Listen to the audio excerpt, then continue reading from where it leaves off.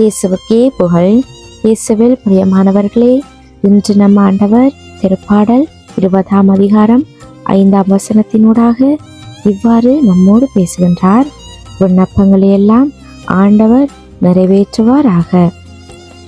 இந்த அழகான காலை நேரத்தில் ஆண்டவர் நமக்கு இன்னும் ஒரு புதிய நாளை தொடங்க கிருபை பொழிந்திருக்கிறார். அவருடைய ஆசிரங்களோடு என்றும் இருக்கிறதுனால தான் நாங்கள் இன்றைக்கும் உயிரோடு வாழ்ந்து கொண்டிருக்கிறோம். அவர் உங்களுக்கு செய்கிற நற்கிரியைகளையும் நாங்கள் எங்களுடைய கண்ணால் கண்டு கொண்டிருக்கிறோம். நேற்றைக்கு என்ன நடந்தது என்றது நமக்கு இன்று முக்கியமில்லை. ஏனென்றால் கடந்தது அது கடந்தே போயிட்டது. இனி வரப்போற எதிர்காலமும் நிகழ்காலமும் தான் எங்களுக்கானது. எதிர்காலத்தை பற்றியும் நாங்கள் யோசிக்க தேவையில்லை. ஏனென்றால் அது ஆண்டவருடைய கரத்தில் இருக்குது.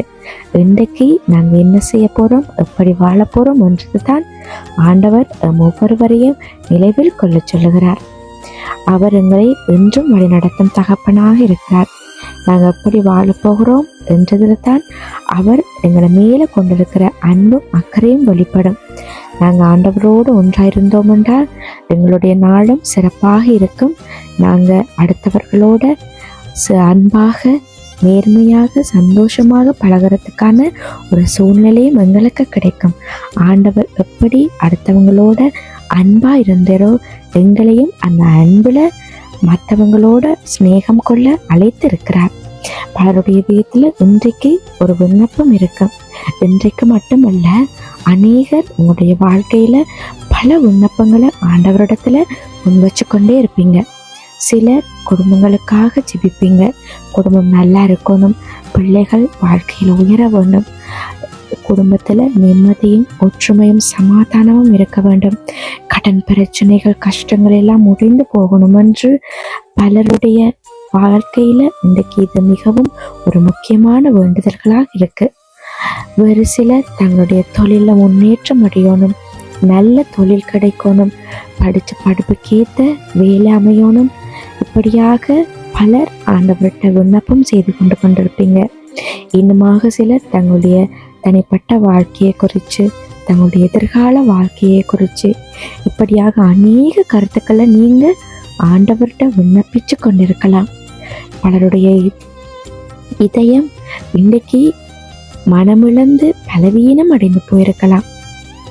நாங்கள் எவ்வளவு விண்ணப்பிச்சும் எவ்வளவு வேண்டுதல் செய்தும் எங்களுக்கு இந்த பதில் கிடைக்கவில்லையே, இதற்கான ஒரு தேர்வு, இதற்கான ஒரு பதில் எங்களுக்கு கிடைக்கவில்லை என்ற ஒரு மனம் எங்களுக்குள்ள தோன்றும்.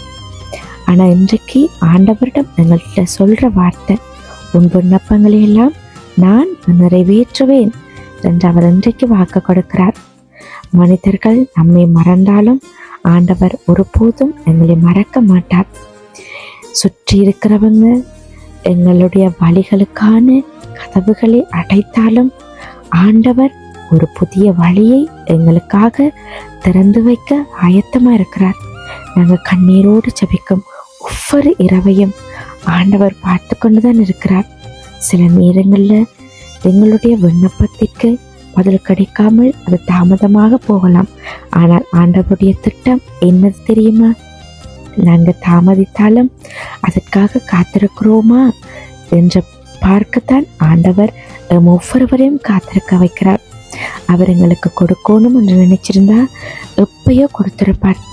அவர் எங்களுக்கு சிறந்ததை கொடுக்கணும் என்றதுக்காகத்தான் எங்களை காக்க வைத்து கொண்டிருக்கிறார். அவருடைய காத்திருப்பு ஒரு நாளும் வெட்கத்திற்கு போகாது. நாங்கள் விதை போட்ட உடனே மரம் வளரணும் என்று அவசியம் இல்லை. அதற்கான நேரம் வரும்போது அது வளர்ந்து பலன் கொடுக்கும். அதே போலதான் நமக்காக அவர் வைத்திருக்கும் ஆசீர்வாதமும் சரியான நேரத்தில் நமக்கு வந்து பலன் கொடுக்கும். அதனால இந்த காலையில் நீங்கள் நம்பிக்கையை மட்டும் உங்களோட மனசில் ஆழமாக பற்றி கொள்ளுங்க. உங்களோட பிரச்சனையை விட பெரியவர் நம்ம படைத்து தகப்பன். எங்களோட கண்ணீரை விட பெரியவர் அவருடைய கிருபை. நீங்கள் நினைக்கிற, நீங்கள் ஆசைப்படுற உங்களுடைய வேண்டுதல் விண்ணப்பங்கள் எல்லாம் அவர் தன்னுடைய சித்தத்திற்கு உகந்ததாக நிச்சயமாக நிறைவேற்றி கொடுப்பார். நீங்கள் எடுக்கிற ஒவ்வொரு ஆண்டவர் உங்களோடு இருக்கட்டும். உங்கள் வீட்டில் சமாதானம் நிலையாய் நிலைத்திருக்கட்டும். உங்களுடைய முயற்சிகள் அனைத்தும் வெற்றியடையட்டும்.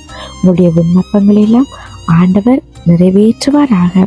ஆண்டவருடைய வார்த்தை உங்களுள்ளும் உங்களோட குடும்பத்திலுள்ளும் நிறைவாக விதைக்கப்படட்டும். அந்த விதை மரமாக வளர்ந்து அநேகருக்கு பலன் தரக்கூடியதாக மாறட்டும். ஆண்டவர் எங்களுக்காக சகலத்தையும் செய்ய வல்லவராக இருக்கிறார். நீங்கள் அவர்கிட்ட பெயரால் எதை நம்பிக்கையோடு கேட்டாலும் நிச்சயமாக அதை பெற்று கொண்டு விட்டீர்கள் என்று நம்புங்க. கிடைக்கும் என்று நம்பாமல் கிடைத்து விட்டது என்று நம்புங்க. நிச்சயமாக ஆண்டவர் உங்களை ஆசீர்வதிப்பாராக. ஆமேன்.